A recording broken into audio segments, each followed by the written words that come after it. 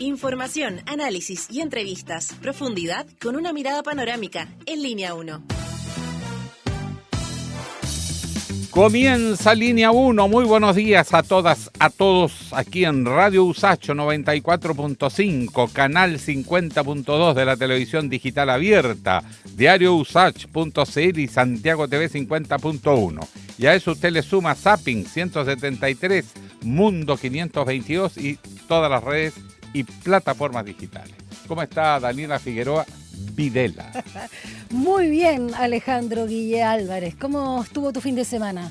Bueno. ¿Bueno? Bueno. ¿Sí? ¿Disfrutó? Disfruté. ¿En familia? Sí, estuve con mi suegra, que la quiero harto. Ah. Estuve con mis suegros, digamos. ¿Ya?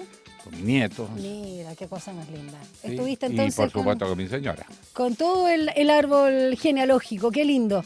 Lunes ya 14 de julio. En Francia están celebrando, ¿no? Alonso Enfant de la patria. ¿Patria? Adelante, infantes de la patria, el día de gloria ha llegado. A ver, cántala. No seas bonita, la Marsellesa. No quiero echar a perder. No quiero que Francia mande un comunicado. Eso, no, desafinado no, jamás.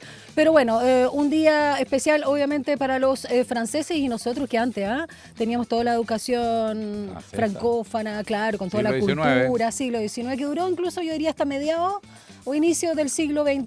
Sí, después se algunos americanizó. O sea, exacto, nos fuimos se para el puso otro lado. Más ordinaria la cultura. Digamos, sí. Pues. No nos vaya a escuchar Trump. Nos sube el cobre a No podéis 100. viajar. Denegada la visa waiver para Alejandro Guille. Ya, pero vamos con los datos que importan de nuestro territorio, comenzando esta semana especial, porque el miércoles es feriado, es la Virgen del Carmen, ¿no? El 16. Miércoles 16, me parece que sí. Como que ya se ¿Es un feriado religioso? Sí, me parece que es la Virgen del Carmen. A ver si me corrige Marquito. Es la Virgen verdadera. La Virgen del Carmen, ¿no? Sí, muchas gracias. De las Fuerzas Armadas. Es la patrona de Chile, la Virgen del Carmen, tengo entendido. Bueno, y se viene la Tirana y todas esas cosas. ¿Has ido alguna vez a la Tirana? ¿Tú Cuando que eras era niño pasé por ahí. ¿Nunca fuiste? No, es impactante. No, es que yo estoy hablando hace como 50 años atrás, pero también. Pero si sigue. No, camino de tierra, es un rito. No había pavimento, no había nada. La gente hacía unas mandas muy terribles. Sí. Arrodillarse, se iban golpeando. Autoflagelante. Y caminaban gateando así con las rodillas, pero una cuadra antes de llegar a la iglesia. Yo digo, ¿para qué tanta? No, o sea, está bien la devoción, o pero castigar al cuerpo no sé si es necesario. Sí, bueno, Cristo respeto. quería que fuéramos alegres, gente buena, gente noble, leal, virtuosa, pero no porque se estén azotando, o vio alguna de Cristo azotándose por gusto. No, ¿No? De hecho ahora no. Que lo torturaron es otro Esa cuento. es otra cosa. Bueno, volviendo a nuestro territorio en esta semana especial, como lo decíamos con el miércoles feriado, tenemos a esta hora, según la Dirección Meteorológica de Chile, yo sentía más frío, pero está bien cubierto, incluso con un color especial, un poquito rojizo, en este todavía no amanecer. 6,6 grados, 89% humedad, y la máxima tan solo, Alejandro, 11 grados. Lo mismo va a suceder mañana, martes 15 de julio, 11 la máxima y 5 la mínima. Va a haber nubosidad parcial ambos días, hoy y mañana. Y el miércoles 16, feriado como lo mencionábamos, va a estar totalmente despejado en la capital, con una mínima de 1 grado y una máxima de 17. ¿Cómo está la restricción para hoy? 6 y 7 para los sellos verdes inscritos antes del 1 de septiembre del 2011. Y para los que no tienen catalítico, 2, 3, 4 y 5. Buenísimo, vamos con las calles de Santiago. A ver, ¿qué dice Transporte Informa Región Metropolitana? ENEX. Hace 7 minutos, tránsito lento en ruta 5 al norte entre Departamental y Ñuble. Esto debido a flujo vehicular aumentado, así que considerar tiempo extra en el desplazamiento tanto de las comunas de San Miguel como Santiago. Y la red de movilidad dice atentos en Conchalí, atentas y atentos. Desde hoy por obras viales en el Cortijo y Diego Silva, hay desvíos para los servicios de micro 214, B04 y B26. Dicen que estas mejoras, van a beneficiar obviamente a toda la comunidad, pero hay que revisar ahí la red para ver los desvíos. Y lo último, alta congestión en ruta 78 hacia el oriente entre el kilómetro 20 y 9, debido a flujo vehicular aumentado. Considera el tiempo extra en el desplazamiento para las comunas de Padre Hurtado y Maipú. Vamos con la pregunta del día, Alejandro Guille. Claro, la Cámara de Diputadas y Diputados votó un proyecto que multa a quienes no voten en las próximas elecciones, pero deja sin sanción a los extranjeros. Recordemos, ¿no? Voto obligatorio para estas parlamentarias y también presidenciales del próximo 16 de noviembre. Tres opciones. Con multa, pero para los extranjeros, exacto, sin multa. Exacto. Y las opciones son, si te parece o no esto que propone la Cámara, este proyecto. Hacía falta la medida. 2. No era necesaria la medida. 3. Y una más completa. Debería haber multa para todo el mundo. Sí. Más recaudación. Sí, también. ¿para qué? Buena la recaudación. ¿Para qué también discriminar? Bueno, tú lo puedes responder sin sesgo, sin que nosotros generemos ni una influencia en @SantiagoTV, @Radio Usach, que es nuestra cuenta de Instagram. Y ya son las 7:36, revisemos las principales noticias de esta jornada. Titulares en línea 1. Un nuevo sondeo de la encuesta CADEM indica que la candidata del oficialismo, Janet Jara, sigue liderando la carrera presidencial con un 28%. Le sigue José Antonio Kast con un 23% y Evelyn Matei cae a un 9%, su nivel más bajo en 2 años. Y este domingo los partidos republicano, social cristiano y nacional libertario presentaron oficialmente el pacto electoral Derecha Unida, con el que competirán en una lista común en las elecciones parlamentarias de noviembre. El acuerdo busca proyectar una nueva mayoría en el Congreso y responde, según sus líderes, a la necesidad de una derecha valiente, sin complejos y capaz de enfrentar los desafíos con claridad. La Cámara de Diputadas y Diputados vota este lunes el proyecto que establece multa por no sufragar. La iniciativa busca excluir a los electores extranjeros de una sanción y será votada en general. Posteriormente será enviada a la Comisión de Gobierno, donde podría recibir indicaciones. La empresa Enel informó que este lunes se realizarán cortes de luz en 10 comunas de la región metropolitana con el objetivo de mejorar su servicio. Los trabajos están programados en sectores de La Cisterna, San Miguel, Pudahuel, Quinta Normal, Macul, La Florida, Quilicura, Vitacura, Peñalolén y San Joaquín. El fiscal nacional Ángel Valencia se refirió este domingo al caso del tráfico de drogas que involucra a exfuncionarios de las Fuerzas Armadas y Ejército de Chile en el programa Estado Nacional. Ante la consulta sobre una posible infiltración más amplia del narcotráfico en las Fuerzas Armadas, Valencia afirmó que no existen antecedentes que permitan sostener dicha hipótesis. Me parecería irresponsable de parte nuestra hacer una afirmación pública de esa naturaleza, declaró el fiscal nacional. El Ministerio de Relaciones Exteriores, a través de Alberto Van Claveren, informó que sostendrá a fines de julio una segunda ronda de conversaciones presenciales con el gobierno de Estados Unidos. Esto en el marco de la hoja de ruta que busca fortalecer la relación económica comercial bilateral entre ambos países, ciertamente. Las negociaciones entre la moneda y la Casa Blanca se dan en medio del anuncio realizado por el presidente estadounidense Donald Trump, quien aplicará un arancel del 50% al cobre a partir del 1 de agosto. El presidente de Estados Unidos, Donald Trump, anunció este domingo que enviará el sistema de defensa antiaérea Patriot a Ucrania para hacer frente a los bombardeos realizados por Rusia. El mandatario aseguró que esta defensa militar será costeada por la Unión Europea y afirmó que Kiev necesita desesperadamente este tipo de insumos.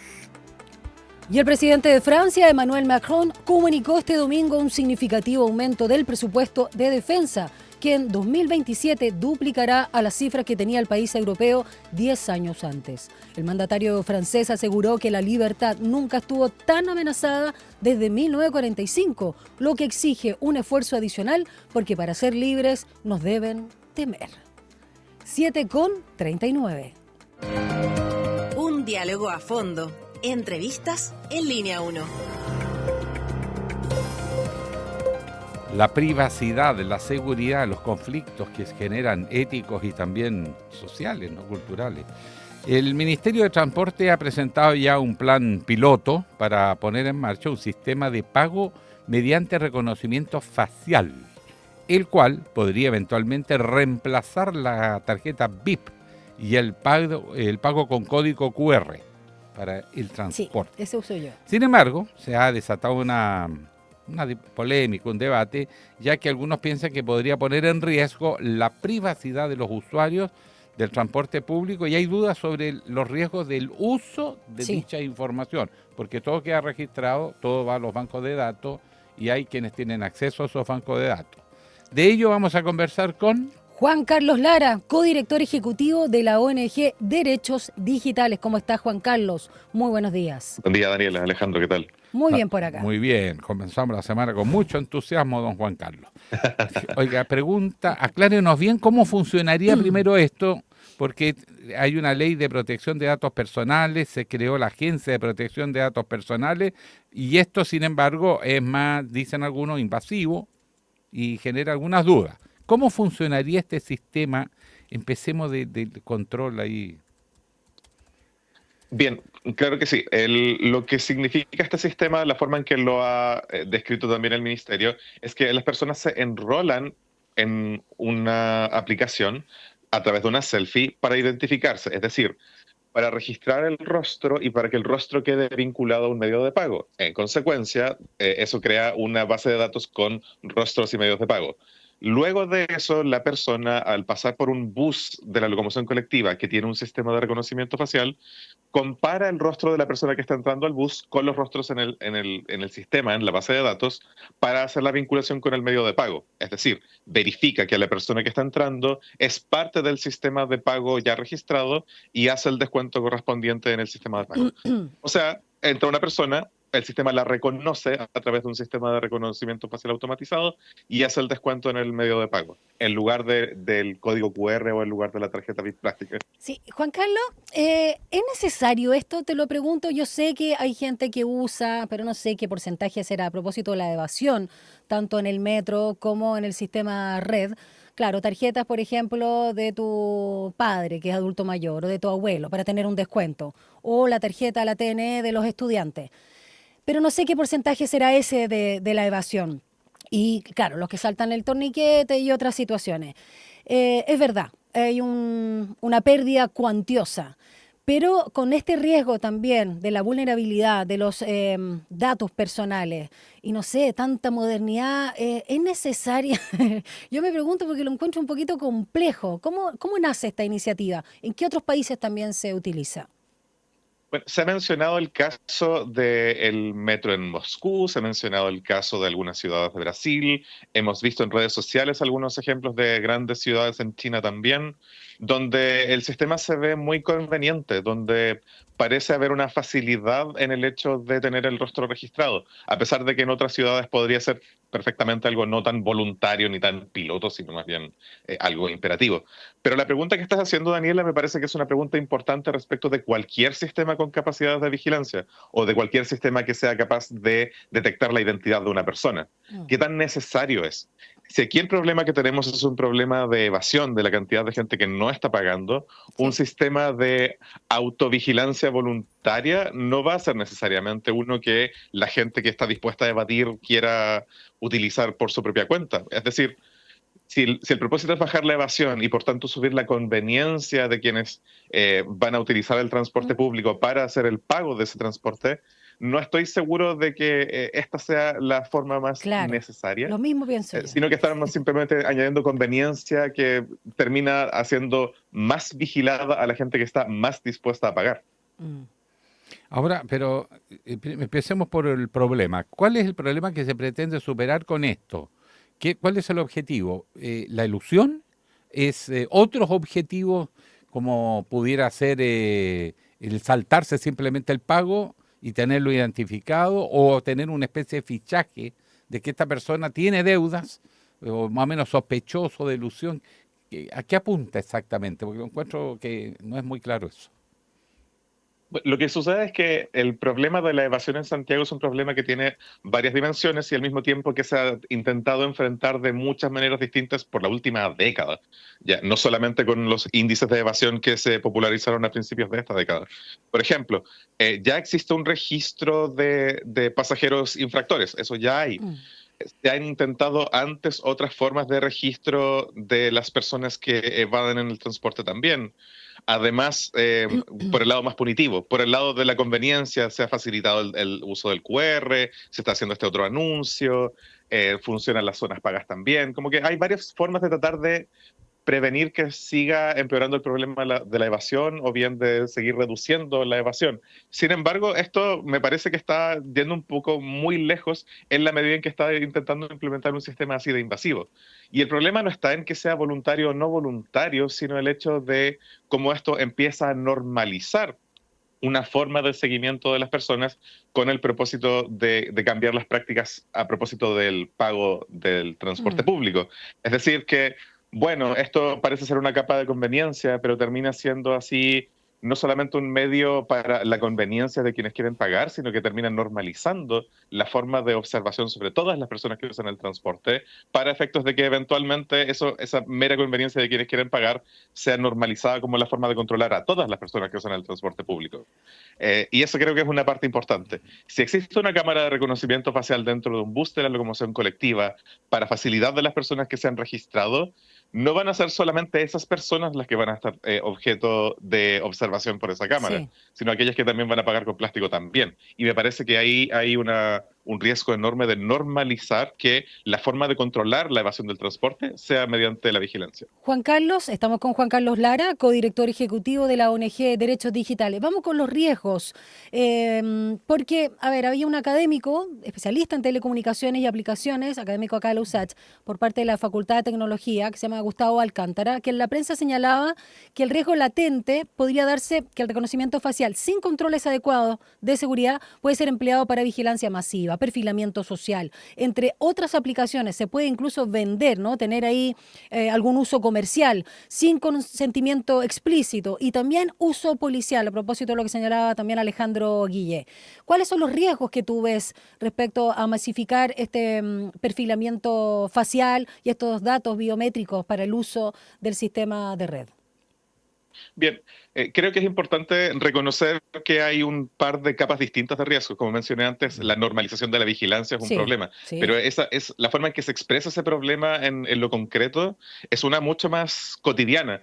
Y creo que hay cosas allí que el Ministerio necesita aclarar respecto del sistema y eventualmente modificar cuando sea necesario, más allá de lo problemático que es el sistema intrínsecamente. Lo primero pasa por esta idea de empezar a crear bases de datos de información biométrica, que es información sensible, que es información especialmente protegida, cuando la ley de datos personales no va a entrar en plena efectividad hasta fines del próximo año. Es decir, que los mecanismos de fiscalización y de control no están plenamente implementados para un despliegue de esta envergadura.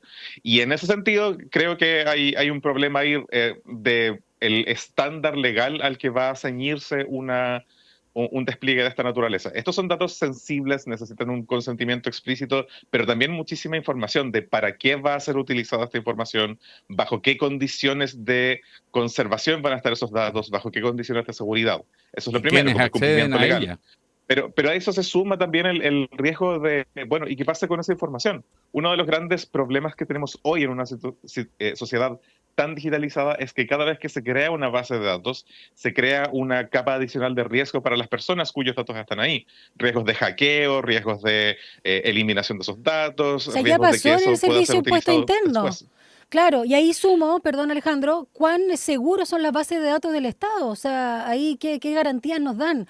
Fue vulnerado en mayo el sistema de servicio de impuestos internos y hemos visto incluso el Banco del Estado y otras digamos, instituciones que podrían estar súper resguardadas y no ha sido así.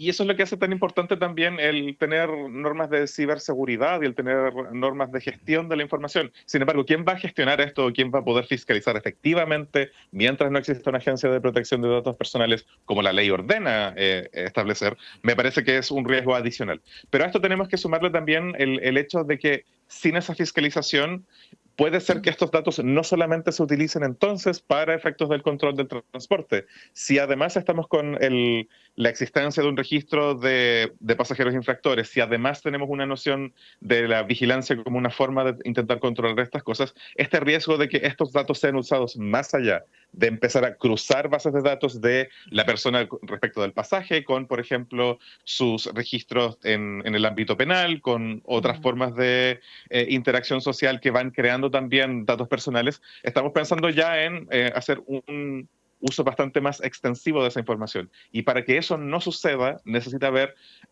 cortapisas reales, necesita haber controles efectivos, tanto en la parte técnica sobre quién accede a esa información, como en la parte operativa de, bueno, y quiénes van a ser las personas autorizadas para ser parte de este sistema en su gestión día al día. Y eso me parece que es una parte crucial de todo esto. El hecho de que se creen nuevas bases de datos, crean nuevos riesgos, tanto para quienes quieren usarlo de forma ilegal, o sea, respecto de quienes quieren usarlo de forma ilegal, como también respecto del uso por el propio Estado cuando empieza a cruzar bases de datos, o bien inclusive de agencias privadas, como de estas empresas que se dedican a la gestión de certificados que reúnen información de las personas. Y aquí crear más información sobre la movilización de las personas me parece que va creando riesgos adicionales para ellas. Sí, además, ¿cuál es la efectividad que tiene esto en relación al sistema actual? Que le vean la cara al que infringe. Te vemos la cara, saben. te estamos viendo la cara. Y hay registros. ¿Qué hacen con esos registros? Te fijas, se acumula información y uno no sabe para qué. Además, esto de que no se puede acceder. Mentira. Todos los bancos de datos, al final hay gente que accede a ellos. Sí, pues los compra. Y el tema clave es, claro, el uso de la información, el cruce con otras variables que termina al final facilitando el control ciudadano, pero por otro lado la manipulación también. Si tú sabes cómo la gente se comporta, puedes predecir qué hago si yo introduzco un estímulo, cómo va a reaccionar la gente. Exacto. Así se basan también los algoritmos. Quedé preocupado, profesor Lara. Bueno, ya que nos preocupamos, tenemos que exigir a la autoridad más acción, entonces. Yo tengo una pregunta que tiene que ver con la aprehensión que plantea Alejandro Guillé, porque Contraloría hace poco detectó que Carabineros dejó pasar más de 600 vehículos robados y no detuvo a 144 prófugos en medio de controles de tránsito. Algo tan simple, tan prosaico, tan en terreno, como hemos visto siempre, como son los controles de tránsito. Y ahí uno se pregunta, no creo que sea negligencia, parece, de Carabineros, no quiero pensar eso, es que no están los sistemas aunados, donde sale la ficha de alguien que cometió un delito o alguien que tiene una denuncia grave. Entonces, ahí uno dice, ya, ¿qué sacamos con ir sumando tecnología si no está interconectada? A propósito también de los sistemas de inteligencia. Sí, el riesgo ahí está no solamente en el hecho de que los datos existen, sino de finalmente cuál va a ser el uso que se les da a los mismos. Y me parece que eso es importante porque al final no es precisamente ni la gran delincuencia, no es precisamente las grandes fuentes del riesgo social las que terminan siendo objeto de vigilancia adicional, sino que al final es la ciudadanía de a pie la que intenta pagar, la que está sujeta a más control. Y ahí está ese riesgo de que finalmente esto termine perjudicando a las personas y el hecho de que se mezclen tantas bases de datos también. Creo que es importante que tengamos esos riesgos a la vista cuando estamos tratando de implementar estas soluciones, porque quienes están más dispuestos al salir del control social van a ser quienes mejor sepan aislarse de esta clase de mecanismos de vigilancia, mientras que la ciudadanía regular va a ser la que está más sujeta al control. Bueno, además se va configurando lo que se llama la sociedad de la información, ¿no es cierto? Donde todo el mundo, todo lo que hace queda registrado. Y exactamente, y además con un nivel. Y doy un ejemplo para cerrar mi preocupación, porque cuando se crea un precedente, después se pone creativo. Pues. Sí, pues. Por ejemplo, en México, fui al Instituto Tecnológico que hay allá en Monterrey. Tú entras y hay unas cámaras cuando entras a la sala de clase. Y tú pasas, y aunque tú no te detengas, tú medio pasas nomás y detectas tu estado emocional. Yeah. Y cuando llegue el profesor, le entrega un panorama del estado emocional de sus alumnos antes de empezar la clase. ¿En serio? Claro, sí. Estado de ánimo, como otro programa. programa. Y de hecho hicimos la experiencia de ponernos al frente. Y te detectaba. Pues. ¿Qué te dijo a ti? Yo andaba más triste de lo que creía. Taimao. Bueno, pero... Yo mejor no paso, lo incendio. No, se funden todos los cables. No, pero lo que yo digo es el precedente de que para cosas que no tienen ninguna importancia especial el uso de esta información tan sofisticada se aplica y después esa información ni siquiera se usa. Porque, por ejemplo, si tenemos la lista de la gente infractora que no paga, bueno, ¿y qué hacen con esa información? ¿Para qué les sirve? Estamos como ludistas, antitecnología. No, yo digo que cuidado, yo protejo el derecho a la nitidez. Y la última consulta, tú vas a la farmacia y te preguntan, ¿quiere que le hagamos una rebaja? Sí, ya, su RUT. Sí, bueno, ¿y el secreto médico? ¿no? Ahora, Claro. los sistemas te pueden llegar no solo a establecer normas generales, no, o sea, comportamientos generales, tipos de consumo por barrio, por comuna, incluso por barrio, sino que pueden llegar a ti. ¿Sí? Y tú Bueno. querés famoso, ¿no? De Esturro de Alejandro Guille. No, Peligroso. pues me empiezan a encontrar todas las pifias. Bueno, muchas gracias Juan Carlos Lara, nos fuimos por la rama en la última parte, pero te agradecemos, codirector ejecutivo de la ONG Derechos Digitales, por explicarnos también los posibles riesgos, pero también los usos que se pretende dar al sistema de reconocimiento facial de Red Movilidad. Un abrazo grande, que tengas linda semana. Un abrazo, buen día. Chao. Muchas gracias. 7:56. Un análisis profundo y con contexto. Llegamos a Estación Editorial. Yo sigo cateteando con este tema, Dele, que lo encuentro dele. de una A ver, gravedad. sorpréndame. Esta crónica de un cataclismo anunciado. A ver. Mire, estaba escuchando al fiscal nacional que habló bastante en la prensa y dijo hartas cosas, aparentemente contradictorias, porque le hicieron una entrevista en TVN al fiscal nacional Ángel Valencia, y dice varias cosas que aquí ya hemos dicho, que hasta ahora no hay una explicación de por qué la FACH se demoró tanto en entregar los antecedentes a la Fiscalía, lo cual causó un daño objetivo en la investigación, y lo dice el fiscal nacional. El daño que produjo esa pérdida de tiempo, bueno, va a quedar establecido finalmente cuando la investigación se cierre. O sea, todavía no sabemos el nivel de daño, pero el sentido común, lo había dicho el fiscal antes, es que todos alertados se pierde la acción, digamos, urgente y sorpresiva, porque al delincuente lo tiene que sorprender, pues si le está avisando que ya lo tienes pescado, el tipo sale del país, Pero por supuesto. sobre todo si son mafias internacionales, como lo indica. Después insinúa que por el tipo de fármaco que se estaba traficando, La sustancia, las drogas, sí. claro, Ketamina, por ejemplo. Claro, está muy asociado al negocio del Tren de Aragua, Sí. lo cual él mismo instala que podría estar el Tren de Aragua. Después dice que no hay antecedentes, pero sería ingenuo no suponer que esto podía haber pasado antes y que venir hace rato. De O sea, hecho, como allá- infiltrarse en la Fuerza Armada del crimen Exacto, organizado. en la Fuerza Aérea y en el Ejército. Claro. Entonces, primero dice que no se puede descartar. Pero, y ahí ya me empieza a entrar ya la angustia absoluta. O sea, todos sabíamos que esto estaba pasando. Todos sabíamos que esto iban a infiltrar a la Fuerza Armada. Sabíamos, por lo tanto, que había que prepararse. No se han preparado. Que la Fiscalía, que no solo tiene que sancionar al que ya cometió el delito, sino que necesita sistemas de inteligencia que se anticipe a la ocurrencia de los hechos, nada. Es que todavía no tienen ni idea de nada.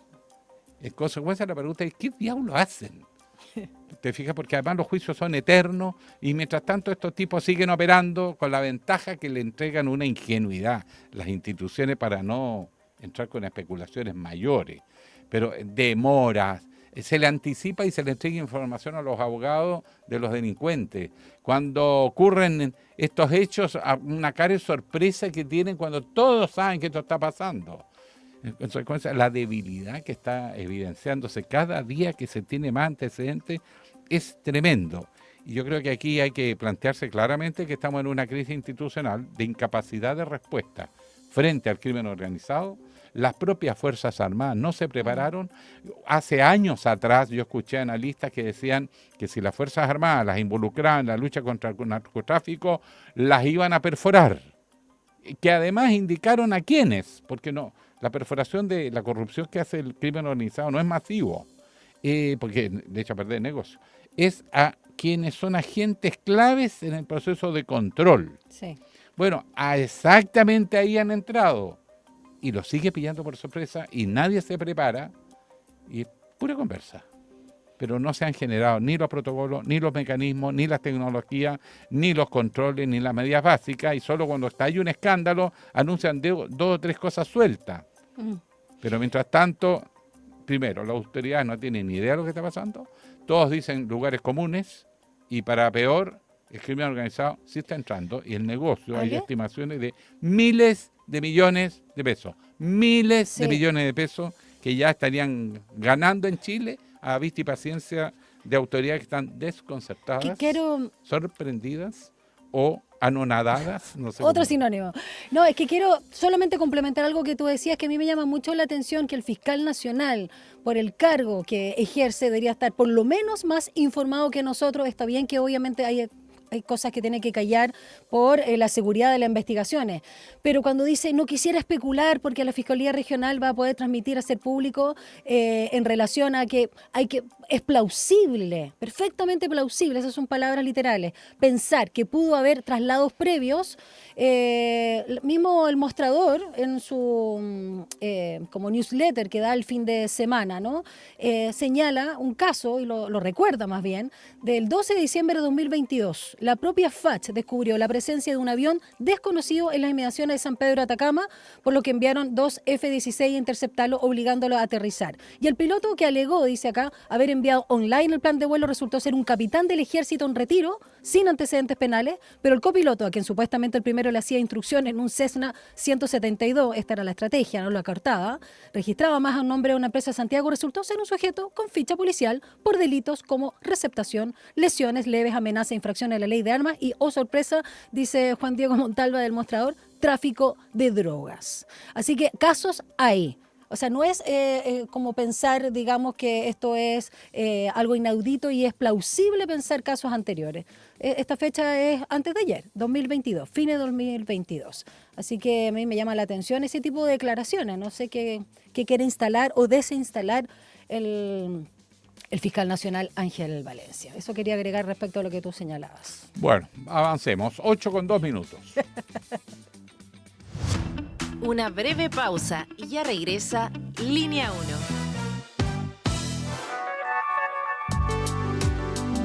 Es la hora en Radio Usach. 8 de la mañana y 2 minutos.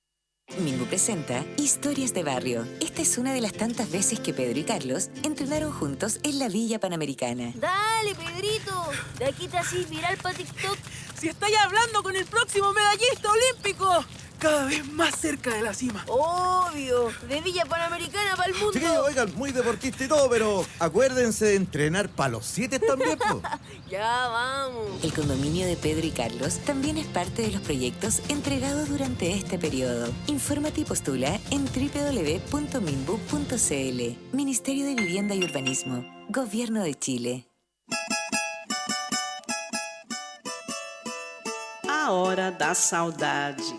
Uma mirada desde las africanidades al mundo, tejendo conexiones, raízes, influência, ritmos, arte y sabores por meio de la música.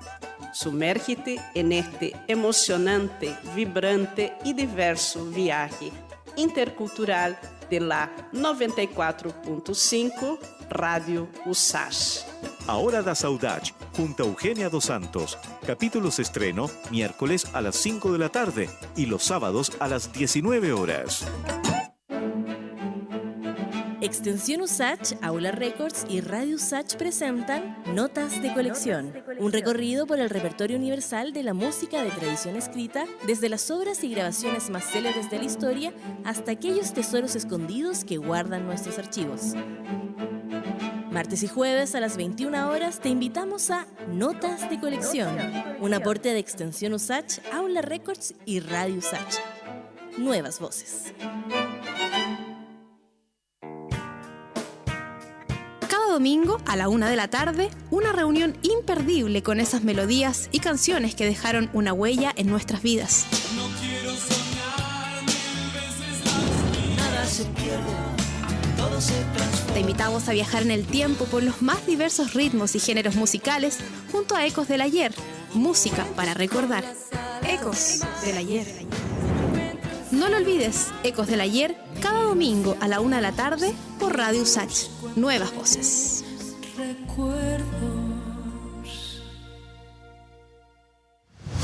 Estamos de regreso en Línea 1.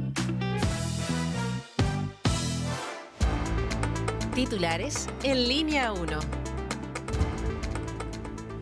El SHOA descartó este lunes cualquier riesgo de tsunami para Chile tras un sismo de magnitud 7 registrado en Indonesia. El epicentro se localizó en pleno océano a más de 400 kilómetros de la costa chilena y, según el informe, no reúne las condiciones necesarias para generar ondas que afecten al país. Un nuevo sondeo de la encuesta Academia indica que la candidata del oficialismo, Janet Jara, lidera la carrera presidencial con un 28%. Le sigue José Antonio Kast con un 23% y Evelyn Matei baja a un 9%, su nivel más pobre en 2 años. La Cámara de Diputados y Diputadas vota este lunes el proyecto que establece una multa por no sufragar y la iniciativa, que busca excluir a los electores extranjeros de la sanción, será votada en general y posteriormente enviada a la Comisión de Gobierno, donde podría recibir indicaciones.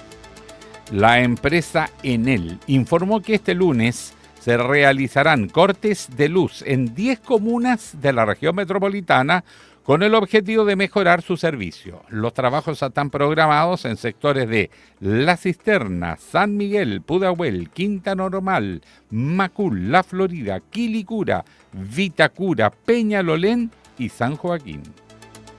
El fiscal nacional Ángel Valencia se refirió este domingo al caso de tráfico de drogas que involucra a exfuncionarios de la Fuerza Aérea de Chile, la FACH.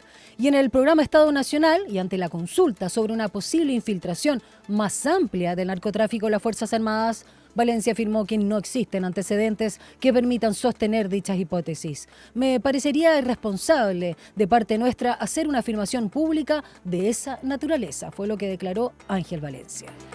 El Ministerio de Relaciones Exteriores informó que sostendrá a fines de julio una segunda ronda de conversaciones presenciales con el gobierno de Estados Unidos en el marco de la hoja de ruta que busca fortalecer la relación económica comercial bilateral, expresiones chilenas por cierto. Las negociaciones entre la moneda y la Casa Blanca se dan en medio del anuncio del presidente estadounidense Donald Trump sobre la puesta en marcha de un arancel del 50% al cobre a partir del 1 de agosto. El presidente de Estados Unidos, Donald Trump, anunció este domingo que enviará el sistema de defensa antiaérea Patriot a Ucrania para hacer frente a los bombardeos realizados por Rusia. El mandatario aseguró que esta defensa militar será costeada por la Unión Europea y afirmó que Kiev necesita desesperadamente este tipo de insumos. Las principales bolsas europeas arrancaron la semana con pérdidas tras la amenaza del expresidente Donald Trump de imponer aranceles del 30% a las importaciones procedentes de la Unión Europea y México desde el 1 de agosto del 2025. Las bolsas de Frankfurt, Milán, París y Madrid lideraron las caídas, mientras que el FTSE 100 londinense fue la única excepción, registrando una ligera alza de un 0,2 a 0,4%. 8,9. Un diálogo a fondo. Entrevistas en Línea 1. Una división interna se vive en la democracia cristiana ante el posible apoyo a la candidatura de la abanderada del oficialismo Janet Jara, decisión que se va a definir el próximo 26 de julio en la Junta Nacional del partido. Figuras de la colectividad como el diputado Eric Aedo y la senadora Yasna Proboste ya han anunciado su respaldo a la exministra del Trabajo. Paralelamente, en la región de Atacama también se vive incertidumbre por los aranceles al cobre anunciados por el presidente de Estados Unidos Donald Trump, los cuales podrían afectar a la principal fuente productiva de la zona. De este y otros temas, ¿con quién vamos a conversar, Alejandro Guille? Con la senadora por la región de Atacama, Yasna Proboste. ¿Cómo está, senadora? ¿Cómo está usted? Hola, Alejandro, muy buenos días. ¿Cómo estás, Daniela? Muy buenos días, senadora. Gusto de escucharla. Igualmente. Senadora, entremos a materia de inmediato porque son cosas graves. Vamos por la economía. En su región sé que hay enorme preocupación, en el norte en general, por el impacto que podría tomar la abrupta subida de aranceles a un 50% al cobre chileno que llega a Estados Unidos, que es más o menos el 11,1, 11,5% del total de exportaciones de cobre de Chile. Así es el total de exportaciones de la canasta de todo el país, pero en el caso de la región de Atacama, Estados Unidos es el socio comercial más importante, por lo tanto tiene un impacto muy significativo y además el cobre sigue siendo el sueldo de Chile, entonces cualquier amenaza a su comercialización es una amenaza directa al desarrollo del país, por eso que no podemos mirar esto con ojos cortoplacistas ni refugiados en su ideología. Esto es un problema y una tarea de todo el país, no un problema del gobierno de turno. Y en esta política del arancelazo del presidente Trump, Yo creo que nos obliga más que nunca a actuar con unidad nacional, con responsabilidad política, y así como hace ya 30 años apostamos al comercio internacional, a los tratados de libre comercio, hoy también tenemos que defender ese camino con más integración, con más diálogo, con más inteligencia estratégica.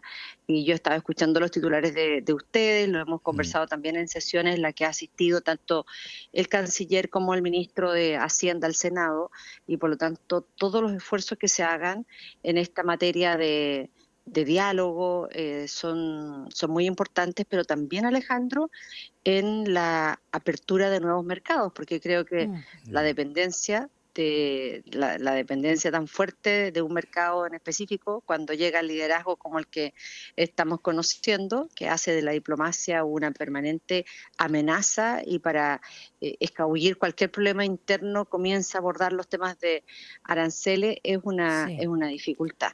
Es una dificultad para nuestro país, que es el principal productor de cobre en el mundo, pero yo creo que también es una amenaza para ellos mismos, porque requieren de nuestra materia prima para sus procesos de industrialización. Entonces, bueno, vamos a ir apoyando las decisiones que vaya tomando tanto la Cancillería como el Ministerio de Hacienda, y como se lo hemos planteado hace ya largo tiempo, es necesario apostar a una mayor diversificación en otros mercados. Ahora, el caso de Estados Unidos tiene especial relevancia porque yo entiendo, recibe mucho del cobre que está elaborado, ¿no es cierto? No es el concentrado de cobre que va al Asia, sino Los que cátodos, ya ¿no? implica cadena de valor, y eso afecta a muchas otras empresas que trabajan con la gran minería extractiva.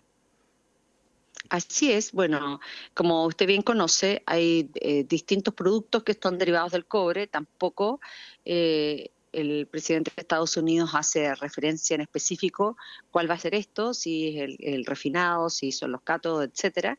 Pero yo creo que ya esta política permanente de una diplomacia basada en la amenaza que hace el gobierno de Estados Unidos nos tiene que obligar a pensar en buscar también, en aperturar otros mercados, en apoyar, y creo que en esto el actual gobierno lo ha hecho bien, con la apertura en búsqueda de tratados de libre comercio con India, por ejemplo, en reforzar otras alianzas. Es también un camino importante que nuestro país tiene que dar.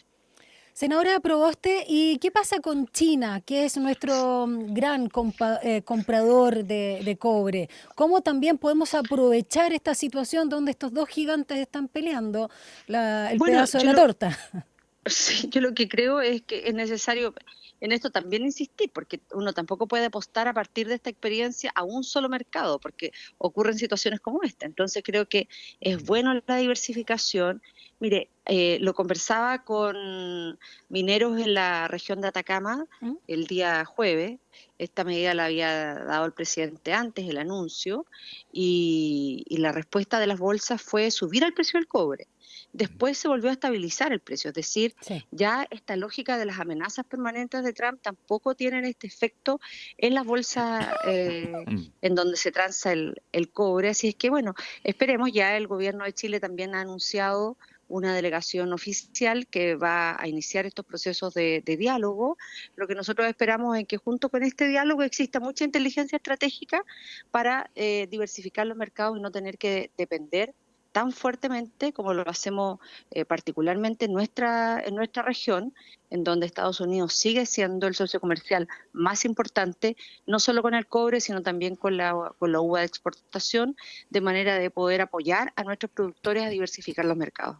Bueno, efectivamente, y eso tiene fuerte impacto en las regiones, sobre todo por la naturaleza de lo que exportamos.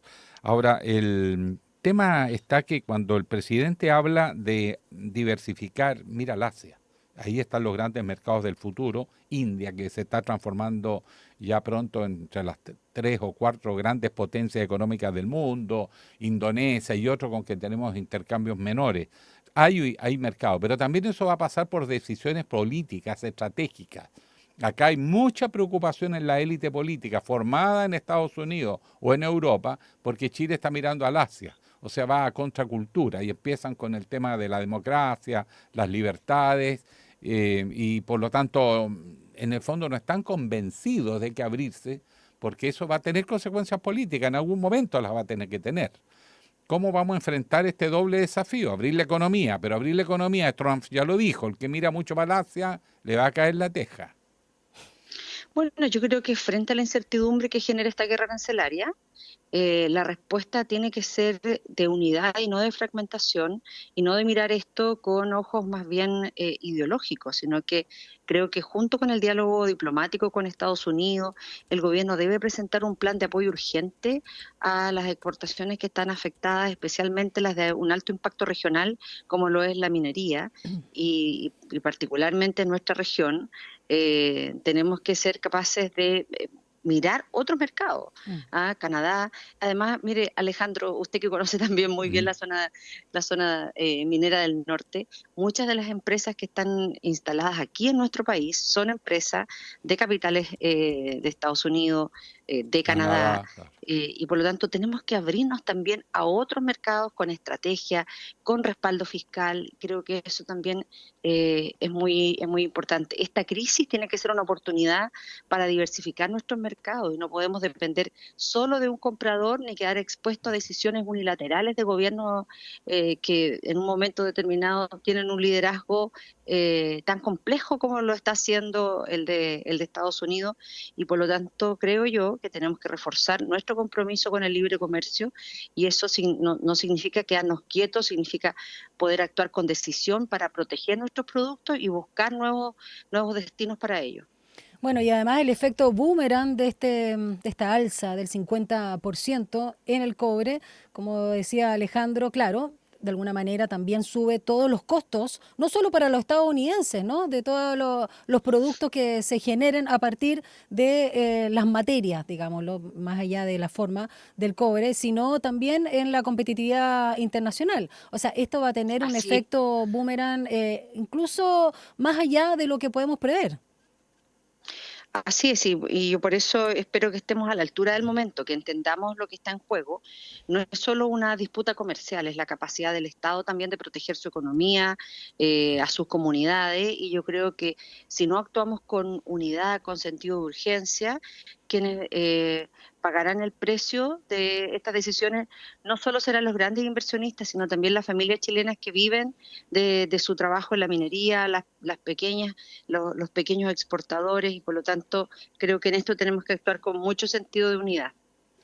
Bien, pues senadora, hay otros temas que queremos preguntarle, porque usted está en el centro del debate. Es como así la niña bonita de la política en este momento. Todo el mundo quiere que Yasna Proboste apoye a Janet Jara, que Erika Edo, que don Francisco Buenchumilla. ¿Cómo está la procesión por dentro en la democracia cristiana? Bueno, como eso, ¿no? Como una procesión por dentro. Porque yo creo que lo que está en juego hoy no es solo una elección, sino dos visiones de sociedad, y yo creo que aquí no hay espacio para la neutralidad cuando se trata de defender los valores que también son valores fundacionales para la democracia cristiana. Y yo creo que ha sido bien lamentable, Alejandro, que finalmente ya en estos días hemos iniciado un debate por los medios que a nadie le hubiese gustado.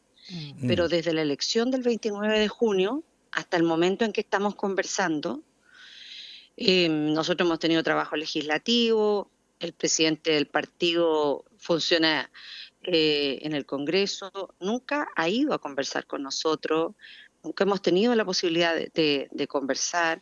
Entonces, yo creo que lamentablemente aquí ha habido claramente un problema de liderazgo, y la conversación entre nosotros, sí, entre los senadores ha sido efectiva. El diputado Edo también ha ido a conversar con nosotros, y nosotros estamos absolutamente claros: nuestro partido nació para humanizar la economía, para poder empujar reformas sociales profundas desde una perspectiva ética, y por lo tanto apoyar a la candidatura que ganó las primarias el 29 de junio. Es también poner la justicia social en el centro, no es renunciar a nuestra historia. Muy por el contrario, para nosotros es honrar nuestra historia. Entonces, cuando uno mira los liderazgos que hoy están en esta competencia, a mí no me cabe ninguna duda que el liderazgo de quien ganó la primaria de la centroizquierda el 29 de junio es un liderazgo que ha demostrado tener una capacidad de convocar más allá de las fronteras de su partido.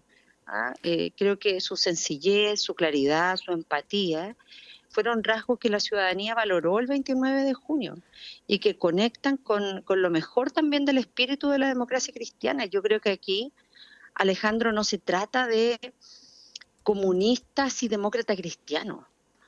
Pero para Alberto Undurraga, si queremos, sí, senadora, ¿no? ¿Perdón? Para Alberto Undurraga, el timonel, ¿no?, de la DC, sí, ese punto es, digamos, ¿cómo se llama el río? Yo te hablaba, Rubicón. que no quiere cruzar, exacto, gracias Rubicón, Alejandro. Un Rubicón que no quiere cruzar, y lo he dicho explícitamente, y entendiendo, Es que senadora yo- Proboste, que ustedes no eran parte del pacto, sino estaban desde afuera, no estaban comprometidos, la postura que usted manifiesta de los principios humanistas, cristianos, con los que también planteó Eric Aedo en la misma línea, claro, uno lo entiende por la historia, pero Alberto Undurraga al parecer no. Daniela, mire, la Junta Nacional, que es nuestro máximo órgano de decisión, le entregó un mandato a él para que se inscribiera en la primaria. Él finalmente desistió de inscribirse en la primaria, pero entregó su apoyo a una de las candidatas Carolina que Toa. estaba en la primaria, al cual nosotros también respaldamos. Por lo tanto, de una forma, uno se vio involucrada en esa primaria. Claro. Y quien ganó esa primaria no fue la candidata a la que nosotros apoyamos. Y por lo tanto, a mí me parece que honrar la palabra también es apoyar a quien ganó en esa primaria. Totalmente de Y acuerdo. yo en esto quiero insistir porque yo lamentablemente no he tenido la posibilidad de escuchar en directo cuál es la postura del presidente del partido porque no ha conversado con nosotros. Entonces, yo allí me paro en lo que ha sido nuestra propia historia. Y creo que en esta elección no es un tema ni de comunismo ni de demócratas cristianos.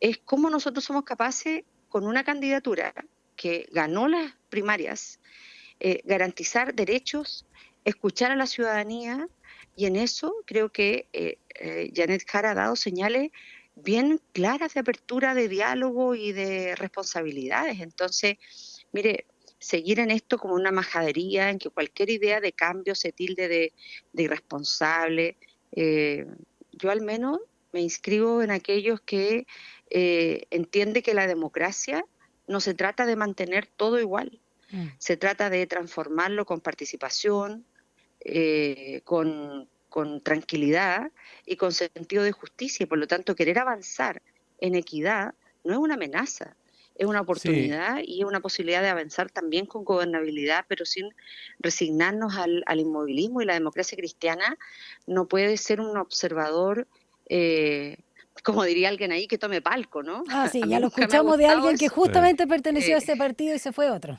Sí. Formó otro. Claro, entonces yo creo que Palco. si nosotros queremos tener si nosotros queremos tener un peso en el rumbo del país, tenemos que involucrarnos con decisión, con valentía, y eso significa sumarnos a un proyecto transformador con responsabilidad y con propuestas. Y claro, mire, este tema nosotros lo hemos conversado, el senador Francisco Huanchumilla forma parte de la mesa, y él fue el primero en salir a manifestar su discrepancia con la información pública que ha entregado el presidente del partido, y como él lo ha señalado y nosotros lo apoyamos, este apoyo no es un cheque en blanco, es una oportunidad para que la democracia cristiana tenga voz, tenga contenido en un gobierno que ponga en el centro la justicia social, el bien común y la participación de la ciudadanía. Yasna, perdón, senadora, hablando con toda franqueza. No, por favor, Alejandro. Gran amistad, Sí. reconozco los conflictos de interés público. No, hay Gran transparencia aprecio ante por todo. Yasna Proboste. Pero lo que uno siente que la democracia cristiana está enfrascado en un debate de los años 60. En los años Así es, 60, la Guerra Fría, el comunismo, Bloques. pero la Unión Soviética ya dejó de ser comunista hace rato, todo lo contrario, es un problema de nacionalismo extremo. Si nos vamos a China, que alguien me venga a decir que son comunistas en el sentido de Mao Zedong, quiere decir que no entienden nada de lo que está pasando, son capitalistas, un capitalismo de Estado, póngale el nombre que quiere, mucho discurso, simbología, pero en los hechos dan más garantía de estabilidad en el orden mundial hoy que Estados Unidos, por ejemplo. Entonces, apelar a sentimientos de un mundo que ya se acabó hace décadas. Para tomar decisiones suena un debate trasnochado. Distinto Así que es, me digan Alejandro, mire, que a futuro estoy- tienen diferencias. Bueno, expónganlas. Pero lo otro lo yo creo encuentro... yo creo que en esto la democracia cristiana no puede quedarse anclada en la década de los 60, ni siquiera en los consensos de los 90. El mundo cambió, el país también, y hoy necesitamos responder a una sociedad que también anhela cambios reales. Y en eso creo que la candidata que ganó las primarias el 29 de junio muestra una sintonía que nosotros no podemos ignorar. Bueno, senadora, No, yo tienen el sábado 26 de julio en la Junta. Tengo una pregunta antes de eso ¿De la Junta? Más bien para hablar de la lista, si van a ir juntos o separados a propósito del término. Ya la derecha dura se adelantó y hablan de esta derecha unida, ¿no? Estamos hablando del Partido Libertario, Republicano y Social Cristiano. Chile, vamos ya a otra cosa y vamos a ver qué pasa. Pero si nos centramos en el oficialismo o el sector llamado de centro izquierda, quiero preguntarle cómo van las negociaciones, porque algunos han tirado el tejo bien allá cuando se habla de formar una lista única parlamentaria. Y en eso me detengo en los cupos, porque hay una cierta cantidad de cupos y lo están cuadriplicando porque la Federación Regionalista Verde Social, oye, pidió una cantidad de cupos, senadora, No que uno alcanza el dice... Congreso, hay que crear dos Claro, congresos. porque solo el dato duro, ¿no? Los regionalistas verdes solicitan 59 cupos, la DC 54, el PPD 49 y los humanistas casi 30. Y si uno suma, bueno, el PS y el Frente Amplio estarían buscando entre 35 y 40 cupos para diputados. Pero la suma no da, porque 183 cupos y se han contabilizado 402 solicitudes. ¿Cómo están ahí gestionando estos tejos pasados? Daniela, mira, yo en esto quiero ser súper clara. Yo voy a la reelección como senadora en la región de Atacama y por lo tanto soy incumbente en este proceso y por lo tanto yo no he participado en ningún proceso de negociación respecto de las listas. Y lo digo con mucha claridad porque yo de lo que he opinado tiene que ver con el desafío que hoy enfrentamos como país. Y hay quienes intentan igual silenciar nuestra voz porque dicen somos incumbentes, ¿no? O sea, todos somos incumbentes porque lo que pasa en el país nos incumbe a todos. Claro. Pero particularmente respecto de las listas parlamentarias, yo no he participado porque en eso sí que efectivamente considero que no me corresponde participar.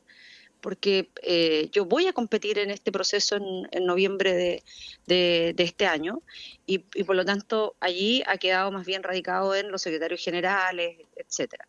Pero si hay sin, algo que yo sin puedo involucrarla. decir también en esta materia en términos generales es que yo creo que la unidad de la centroizquierda es lo único que garantiza un escenario no solo de mayor elegibilidad desde el punto de vista electoral, sino también de tener un mayor compromiso y adhesión con un programa y un compromiso de país en los próximos años. Y en esto creo que aquí no puede ser una sumatoria de intereses, de sensibilidades en los partidos que existe, sino que tiene que haber una cuota de realismo. La fragilidad en la que nos encontramos es bien evidente y por lo tanto aquí no cabe en que uno trate de hacer como estas negociaciones que hacía uno cuando tenía 19, 20, 21 años en las elecciones de las directivas universitarias, ¿no? Y pidiendo con el tejo pasado, sino que aquí tiene que existir realismo respecto de quienes tienen un mejor escenario de elegibilidad en cada uno de los territorios y yo espero que en esto prime la sensatez, el sentido común y el sentido de unidad de la centroizquierda para poder tener una lista única. Además hay que combinar dos cosas. Si quieren integrar a la lista parlamentaria común, tienen que llevar candidato presidencial común, porque no creo que estén Obvio, o sea, dispuestos. uno no puede tener una candidata y dos listas, ¿no? Eso no resiste ningún análisis serio. Excepto en la derecha unida, que es al revés. En eso prefiero, respecto a la lista, quedarme hasta ahí, porque, insisto, Daniela, hay quienes tratan de silenciar la voz de de uno, de decir, mire, uno no puede opinar de lo que está pasando a nivel nacional porque es incumbente. No, digo yo, eso está bien radicado en un territorio, que es lo que pase. Yo voy a seguir siempre opinando respecto de aquellos temas que me parece que son esenciales para el país. Muy y bien. defender la democracia creo que es un principio en el cual ninguno puede restarse o tomar palco. Exactamente. Así es. Gracias por sus palabras, su reflexión y el análisis de los temas que hemos abordado a propósito de los aranceles que ha impuesto Trump al cobre chileno y, por supuesto, la política. Senadora Yasna Proboste. Daniela y Alejandro, ¿puedo solo decir un Sí, tema? Por puede, supuesto. puede. Suyo el micrófono. De nuestros dolores, a propósito de los problemas de educación que hemos enfrentado en la región de Atacama. Que ha sido en forma sistemática y dificultades bien profundas, pero no quiero entrar en el detalle de lo que hoy estamos haciendo, la hoja de ruta en el Plan Atacama, el apoyo de distintas universidades. Quiero entrar en algo bien puntual y lo quiero decir en este espacio radial porque hemos venido haciendo múltiples esfuerzos, conversando con el ministro del Interior, con el subsecretario del Interior en varias oportunidades. Nosotros tuvimos un sismo bien destructivo con características de terremoto que ahora, a comienzos de junio, el 9 de junio, que generó problemas en la infraestructura escolar. Nuestros colegios no partieron el día 14, que lo hizo la gran mayoría, se desplazaron en algunos establecimientos a comenzar el día de hoy, 21, pero resulta que hay colegios que por los daños que tuvieron de este sismo tuvieron problemas de la infraestructura severa y los están reubicando en otros colegios. Sin embargo, no consideraron los traslados. Y los padres dicen, nosotros no tenemos 120.000 pesos al mes, 180.000 pesos al mes de lo que va a significar trasladar a nuestros niños. Y el Ministerio del Interior sigue hasta el día de hoy sin dar una respuesta. En otras circunstancias, siempre a partir de la emergencia se ha considerado el traslado para esos estudiantes como que mínimo, momentáneamente, mientras hacen las reparaciones en la escuela, tienen que trasladarse y en este caso cruzar medio Copiapó para poder llegar. Estoy pensando, por ejemplo, en la escuela Abraham Sepúlveda de Copiapó. Entonces, hoy en la mañana, el presidente del Colegio de Profesores de Atacama nos llamaba porque, a pesar de que estuvimos el viernes en Copiapó en una reunión con todos ellos, hasta el día de hoy no hay certezas respecto de que el gobierno va a asumir, como lo ha hecho en otras emergencias, lo que significa el traslado y, para variar, la Dirección de Educación Pública absolutamente ausente de estos problemas. Puesto el tema, senadora. Un abrazo, muy Gracias, gentil. senadora Un abrazo para Yasna ustedes, Proboste. buen día, chao, chao. Igualmente, chao. No, yo comentaba que, claro, tú decías que van con apostar a una lista única, pero no se ponen de acuerdo, en este caso la ADC, con el resto de los partidos, en este caso los 8 que apoyaron oficialmente las primarias y por lo tanto a la candidata Janet Jara, pero la derecha o la ultraderecha es al revés, porque se quieren poner de acuerdo la ultraderecha, o ya se pusieron en la lista parlamentaria, pero Kaiser sigue su carrera, Kast también, bueno, lo que pasa y todo es que lo ahí que queda en sumemos. evidencia dos cosas importantes. Una cosa es el oportunismo electoral para sacar mayor voto. Sí. La otra es tener un proyecto para el país. Claro. La situación que Chile hoy vive no está para empezar con ese callampeo, pásame uno para acá, uno para acá. Callampeo. El país necesita ponerse serio y decir coaliciones con una propuesta programática de largo plazo, porque esto va a ser difícil, van a ser cambios que van a requerir tiempo y trascender un gobierno de otro con apoyos sólidos a nivel parlamentario, para que no tengan el problema las minorías que al final no pueden gobernar, Sí, po, que es el problema claramente. crónico de Chile de hace ya más de 15 años. Entonces, propuestas serias, pónganse de acuerdo con las ideas del futuro y el pasado, dejen de hablar de la Guerra Fría, porque acá estamos viviendo un escenario completamente distinto. He dicho. Ciudadano Guillé, Ya, aquí ok. en la USACH. 8:34, vamos a una breve pausa y regresamos con más Línea 1 por Santiago TV y Radio USACH.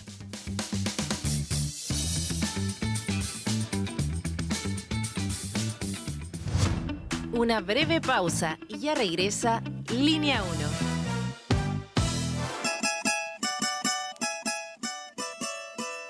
A Hora da Saudade. Uma mirada desde as africanidades ao mundo.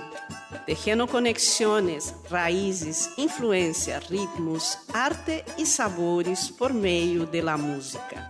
Sumérgete en este emocionante, vibrante e diverso viaje intercultural de la 94.5 Radio USACH. A Hora da Saudade, junto a Eugenia Dos Santos. Capítulos estreno, miércoles a las 5 de la tarde y los sábados a las 19 horas. Todos los días a las 12 en punto te invitamos a hacer un recorrido por los sonidos más profundos de nuestro país. El alma nacional. La trova, el canto de raíz, folclore y fusión que unen generaciones. Y cada viernes con música en vivo en las sesiones de El Alma. El Alma Nacional. Justo al mediodía, un encuentro diario con la música chilena por la 94.5 FM Radio Usach y en el 50.2 de la televisión digital abierta.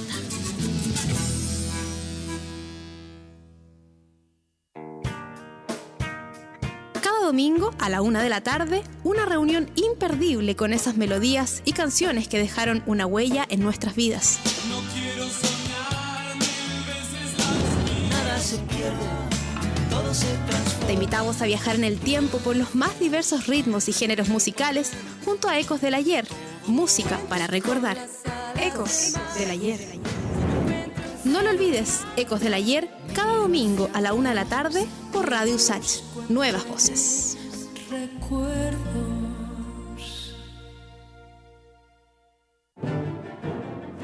Extensión Usach, Aula Records y Radio Usach presentan Aula en Vivo. Cada semana revivimos los conciertos que se realizan en el Teatro Aula Magna de la Universidad de Santiago de Chile, protagonizados por nuestros elencos artísticos, la Orquesta Usach, Sintagma Musicum, el Coro Madrigalista y el Coro Sinfónico Usach. Miércoles y domingos a las 21 horas nos encontramos en Aula en Vivo, un aporte de Extensión Usach, Aula Records y Radio Usach. Nuevas voces. La crisis climática, los alcances de la inteligencia artificial, la ciencia de frontera, la economía, la salud, la educación. Porque el mundo vive tiempos de cambios y en medio de lo incierto, en Sin Pretexto buscamos respuestas a los grandes desafíos. El futuro nos inquieta, pero sabemos que se escribe en el presente. Te invitamos a una conversación profunda. Soy Mirna Schindler y te acompaño de lunes a viernes a las 6 de la tarde en Radio Usach. Sin Pretexto. Estamos de regreso en Línea 1. Así no, estábamos Aquí puro estamos. pelando con Alejandro Guille. Mejor, porque Qué salió fácil. al aire, ¿no? Ahora, ¿No salió como al aire? periodista, ¿Ah? como periodista es más fácil.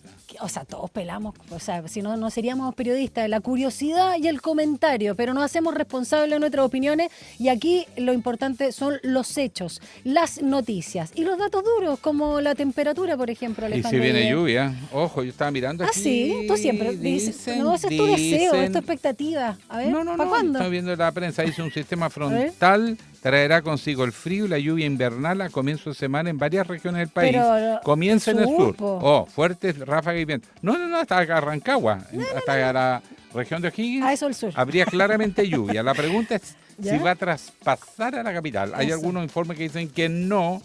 Otro dice que entre 5 y 10 milímetros. Mira, ojalá, pues, hace falta lluvia. Y la temperatura no ha subido un ápice, Alejandro Guille. 6,6. Lo mismo con lo que comenzamos a las 7:30 acá en Línea 1 y se mantiene cubierto y con bruma. Y recuerden, esperamos solo 11 grados para esta jornada de 14 de julio. Las callecitas de Santiago, cuéntanos. Yo te dejo ahí el torpeo. Las callecitas de Santiago, lento, pues lento en General Velázquez al norte con Carlos Baldovino y Antofagasta. Calle Antofagasta. Calle Antofagasta. Calle Antofagasta. Acá en la estación central, ¿ah? Sí. Mira, no ubico esa calle. Pero por favor. Podemos Oiga, poner a Alejandro Guille. Ya. También ¿Qué hay más? tránsito lento en Vicuña Maquena, Avenida Vicuña Maquena, al norte, entre Santa Julia y Américo Vespucio en la Florida. Tremendo tramo que ese. Y te cuento además, o más bien, te recuerdo, auditora, que puedes responder a nuestra pregunta del día que está alojada en nuestras redes sociales, Instagram, @SantiagoTV, @Radio Usach. Este lunes, la Cámara de Diputadas y Diputados vota un proyecto que multa a quienes no voten en las elecciones del próximo 16 de noviembre, pero dejan sin sanción a los extranjeros. ¿Qué te parece? 3 opciones. ¿Está de acuerdo? ¿Quién no está de acuerdo? Y que debería multa para todos. Hacía falta la No, medida, claro, no era necesario o debería haber multa para tutti quanti, para todos. Dicho eso, cuando son las 8:40, vamos a nuestra última conversación aquí en Línea 1. Un diálogo a fondo. Entrevistas en Línea 1. Y confieso, Daniela, ¿Qué he vivido? que he vivido poco. Para los años que tengo, debí haber vivido más.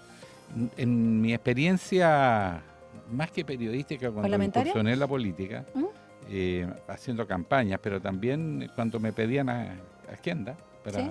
gente que me traía demanda, no hay nada que me haya impactado y estremecido más que el problema de la población trans en Chile.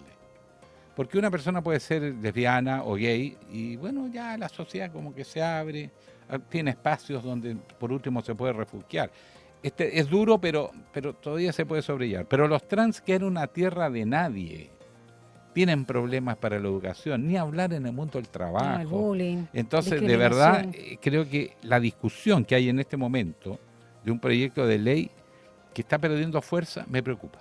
Sí, porque en mayo de 2019 el joven José Matías Guevara, joven trans, se quitó la vida tras sufrir bullying y hostigamiento en el liceo donde estudiaba, en Copiapó. Y tras este trágico hecho, su madre, Marcela Guevara, impulsó un proyecto de ley para proteger a la niñez trans, el cual fue denominado Ley José Matías.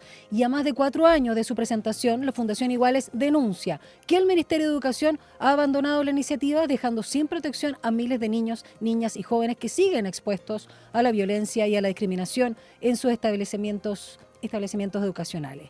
Bueno, de este tema y de otro caso lamentable que hay, que se dio el 2022, me parece, no, el 2023, de Renato Díaz Suazo, vamos a conversar con María José Cumplido, directora ejecutiva de Fundación Iguales e historiadora también, escritora, una vez más con nosotros. ¿Cómo estás, María José? Muy buenos días.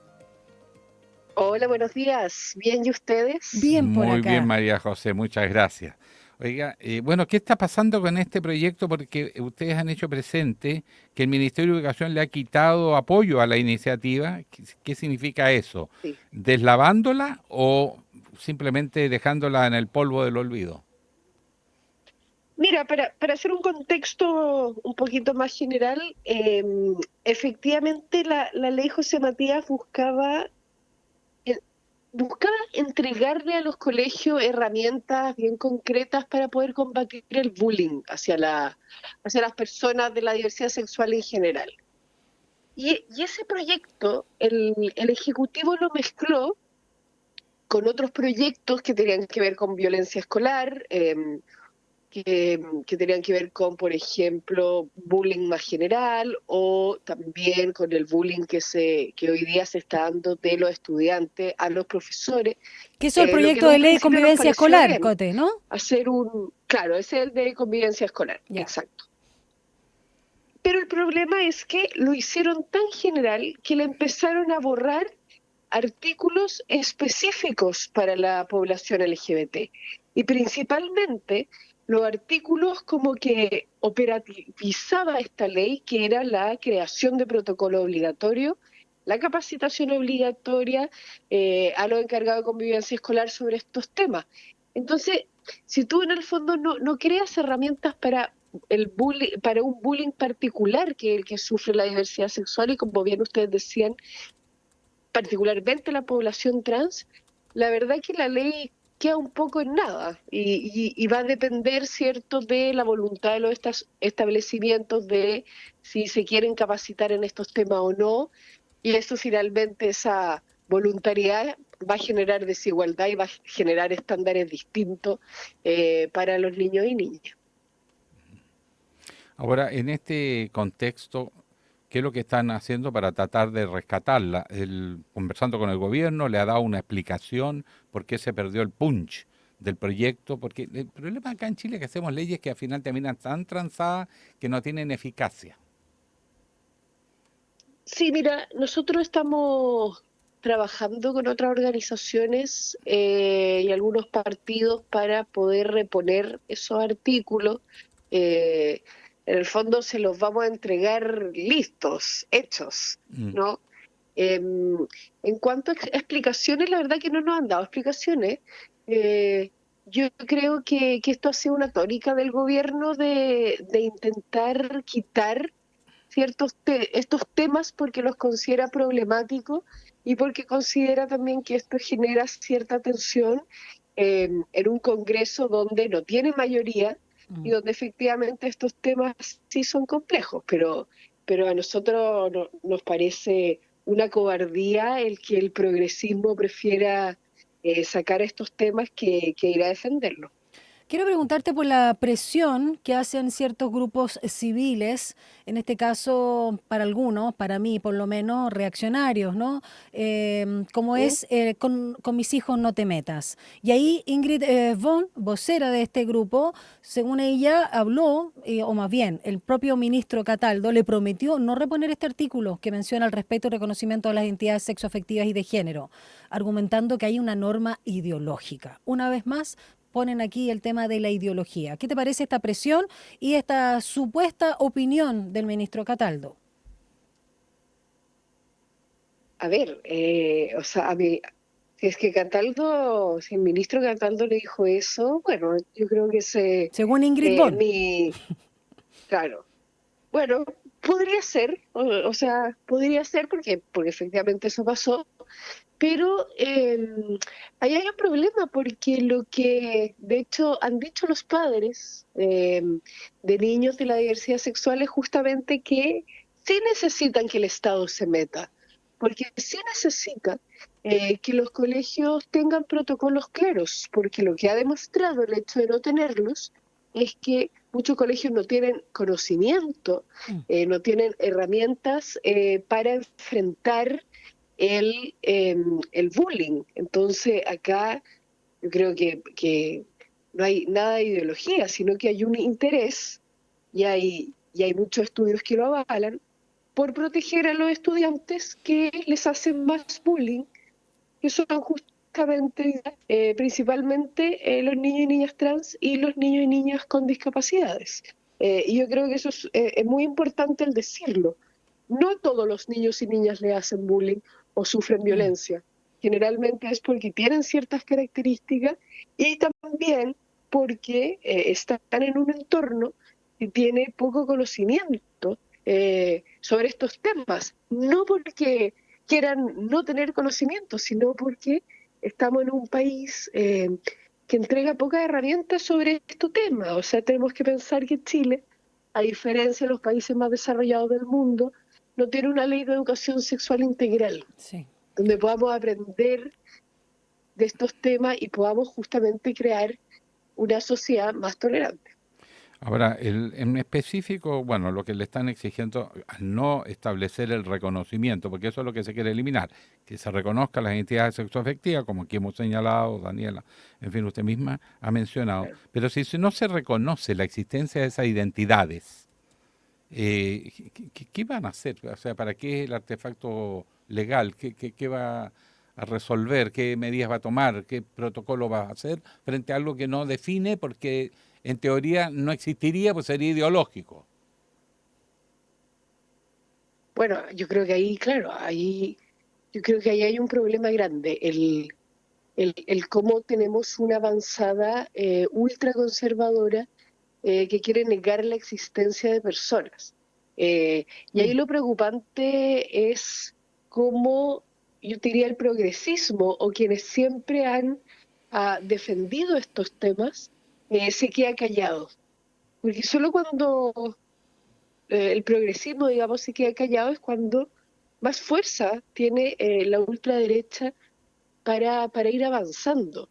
Entonces, por eso yo creo que el trabajo de estos últimos años de Iguales se ha enfocado justamente en hablar de estos temas, en impugnar también a un ejecutivo que en mi opinión ha sido muy tibio, y tratar de sacar adelante protocolos, leyes, y no retroceder, porque a mí me parece que este silencio solo es la antesala de lo duro que podría venir un futuro, digamos, gobierno ultraconservador. Y digo duro porque, como ha pasado en otros países, hay derechos que hoy día tenemos que podríamos no tener más adelante, o podríamos tener mucho más incertidumbre sobre qué va a pasar con el derecho a la educación, el derecho a la salud, ¿verdad?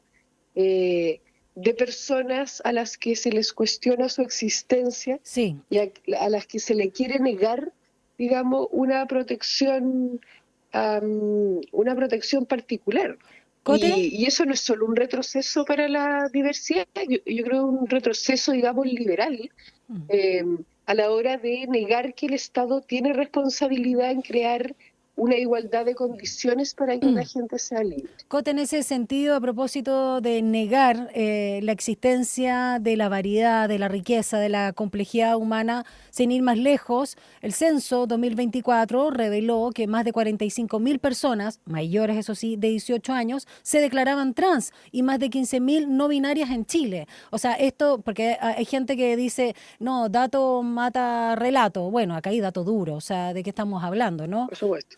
Y lo de los niños y niñas, las niñeces trans, obviamente es algo que se está viendo, es más dinámico y se va viendo con el proceso.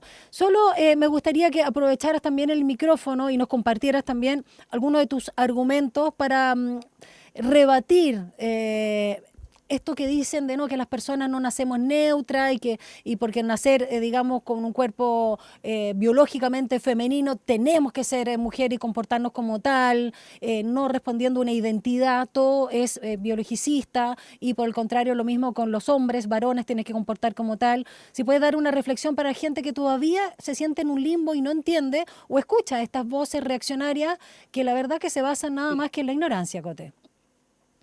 Sí, bueno, primero hay que decir que las personas trans han existido siempre, o sea, hay registros históricos de personas trans a lo largo de toda la historia, ¿no? En el Imperio Romano, de hecho, hay una emperatriz trans.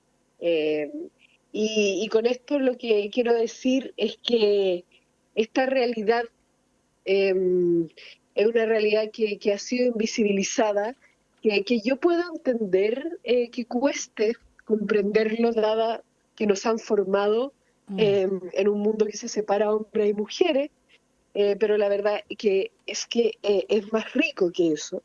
Y ahí yo creo que lo más importante para las personas que no conocen esos temas es que traten de conversar con personas trans.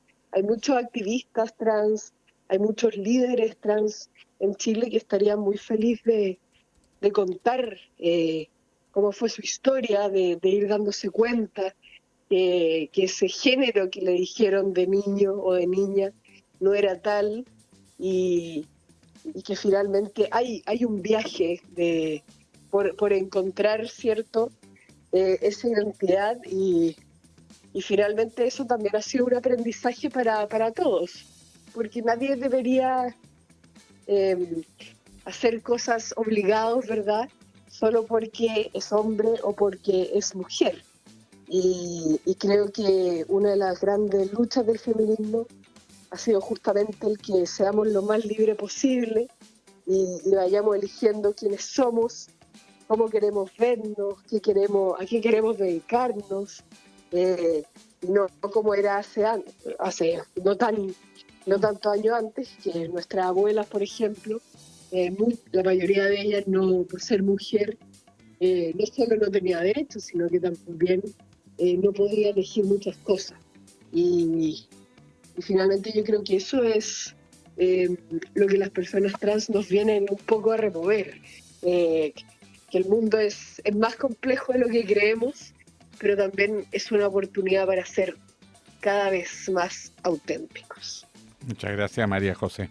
Gracias, Cote Cumplido, directora ejecutiva de Fundación Iguales, historiadora, escritora. Que te vaya muy bien, linda semana. Un abrazo, chao. Chao. Gracias. 8:54, revisemos las principales actividades para hoy. Así nomás es. Las noticias que marcarán la jornada. Ahora, la agenda del día. A las 10 de la mañana, la Comisión de Constitución sesiona de manera secreta. Secreta. Si ya sabemos que se sesiona, será reservada. Para considerar los hechos que vincularían una eventual acción del crimen organizado con algunos funcionarios de las instituciones de la Defensa Nacional, Carabineros de Chile y Policía de Investigación. Cuánta intencionalidad al leer una agenda. Me encanta, Alejandro Guille, performático. Y a las 3 de la tarde, la sala de la Cámara discute y vota el proyecto que modifica la ley 18.700, orgánica constitucional de votaciones populares y escrutinios, para sancionar el incumplimiento de la obligación de sufragar con las excepciones que indica. Y lo que comentábamos en nuestra pregunta del día, porque en el marco del proyecto que modifica estas obligaciones electorales para las votaciones presidenciales y que deja sin efecto las multas para las personas extranjeras, ¿qué dijo nuestra audiencia? Dijo el 62%. El 62% que la multa debe ser para todos. Un 22% que hacía falta esa medida.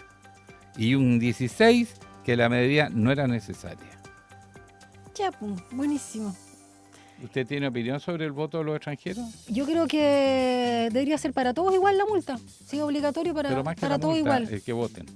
Ah, sí, que voten. Pues si están viviendo ya en nuestro territorio, tienen hijos chilenos y chilenas y están con los papeles al día, que voten. Pues, no tengo ningún problema. Entonces, obligatorio igual que a todos. Obligatorio para todos, sí. Ley justa, no es dura. Nos despedimos con los mismos 6,6 grados que partimos el programa. No estará congelado el computador y no. No. A ver, un refresh. Sí, 6,6, mira, si lo acabo de actualizar. Y dejamos hecha la invitación porque viene nuestro compañero Rodrigo Alcaíno con una nueva edición de Enlace USACH. Nosotros a reunión de pauta. Qué lindas son las reuniones de pauta. Nos ponemos son ricas, creativos. son sabrosas. Ya, que les vaya muy bien. Chao.